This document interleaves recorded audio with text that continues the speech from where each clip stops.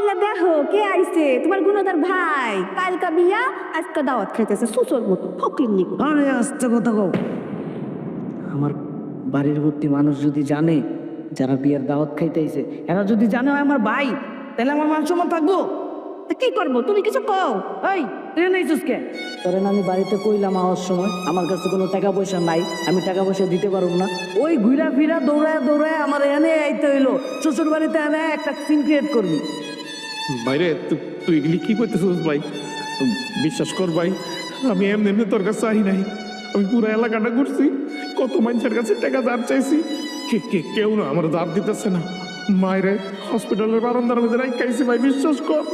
আমার কাছে তো কোনো টাকা পয়সা পাই, মাটা খুব কষ্ট করতেছে। আমার কয় না টাকা দে ভাই, আমি যামগা, আমি চুপ করে যামগা, কেউ দেখবো না আমার। টাকা দে না ভাই, মার চিকিৎসাটা করি। মাইলা দেখো কে আইছে, তোমার গুণদার ভাই। কালকা বিয়া, আজকা দাওয়াত খাইতেছে সুসর মতো ফকির নিকো। আরে আস্তে কথা কও।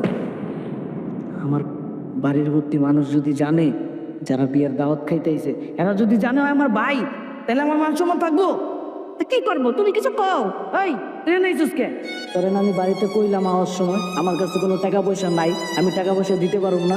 ওই ঘুরা ফিরা দৌড়ায় দৌড়ায় আমার এনে আইতে হইলো। শ্বশুর বাড়িতে এনে একটা সিন ক্রিয়েট করবি।